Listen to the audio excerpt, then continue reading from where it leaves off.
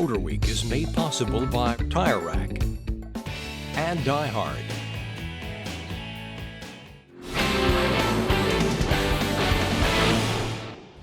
F40, F50, Enzo. These are names of Ferraris that immediately have us lusting. Now let's add another one to that list. LaFerrari, a car so epic in scope and magnificence that no other name is needed than simply the Ferrari. Only 499 of these mechanical masterpieces will be built, and they've long since been spoken for. But we have this one, the ultimate Ferrari, here just for you right now.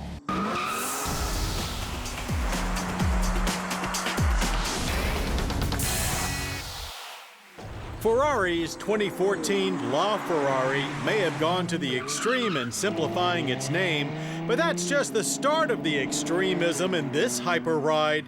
And does it really even need a name? A single look, you know it's a Ferrari, and a special one.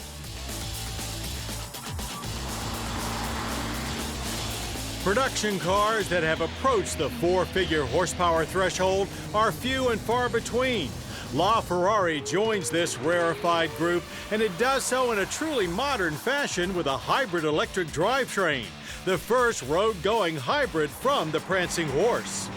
Of course, it all starts with a V12 engine, 6.3 liters worth, with output of 789 horsepower and 516 pound-feet of torque. Impressive enough by itself, but now add in another 161 horsepower from the electric motor and you get 950 horsepower and 664 pound-feet of torque. Yes, it's basically a road-going version of the KERS system found in Ferrari's Formula One cars. Here dubbed high KERS, and yes, it puts out more power than the F1 car. Coupled with the electric motor is the F1 7-speed dual-clutch gearbox. The column-mounted shifters are now larger and more ergonomic in design. Energy is stored in 8 separate battery modules strategically positioned throughout the car and assembled by Ferrari's Scuderia racing department. Batteries get a charge from the brakes and from the engine whenever it is producing more torque than is needed. Even with all the batteries, curb weight is not much over 3,000 pounds, as there are 4 different types of carbon fiber in play. And since all of the power-producing parts are located towards the back of the car, 59% of that weight lies over the rear wheels. You would have to hate all things automotive to not lust after this car, and after driving it, the infatuation only increases.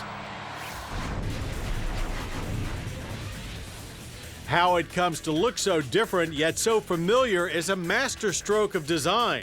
The manipulation of air is taken to increased levels even for a supercar. The basic race car-like shape provides extreme levels of downforce on its own. But once you start moving, there are all sorts of spoilers and wings directing air around over and through things. The rear view is truly unlike anything else on the road, with more openings than anything else. Taillights are mounted high in each corner, dual exhaust tips low in each corner below. Proportions are very similar to the Enzo, though the seating position is more than 2 inches lower. Front wheels are 19s, rears are 20, and carbon ceramic brakes by Brembo lie just behind. Doors swing up, revealing an all-business carbon fiber-intensive tub. Climbing in is actually relatively easy and somewhat disappointingly familiar, as much of the switchgear looks similar to other recent street-going Ferraris. But the squarish control-heavy steering wheel with shift lights, minimal center console, and control stack are truly unique. There are no seat adjustments, as the seat is integrated into the chassis tub, but adjustments can be made to the steering wheel and pedals. Gauges are displayed on a configurable, fully digital instrument panel. In addition to all of the hybrid hardware, there are plenty of electronic and mechanical driving aids in place, so you might think it would be a non-threatening driving experience, and you'd be wrong. Forget about the price tag. This thing feels like a real race car and not a car you want to be threading your way through heavy traffic in. It feels super lightweight, and while engine power lies in the upper ranges, don't forget this is a hybrid, so the e-boost helps a lot at lower RPMs. Acceleration is relentless, hitting 60 miles per hour in less than 3 seconds, 124 miles per hour in less than 7.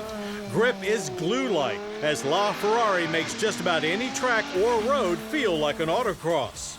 You truly feel a part of this car, which you almost are thanks to the integrated seat. Ferrari has mastered the magic of making you feel in total control, even though you know you're not. It feels like a race car because basically it is, assembled by the same people who bolt together Formula One race cars for a living.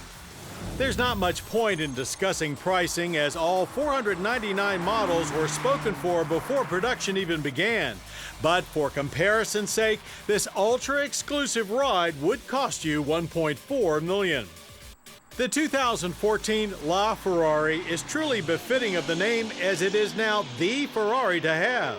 It fully encapsulates a history of great Ferraris, yet points to the future and where the brand is heading, by offering both the most performance and the best efficiency of any Ferrari produced.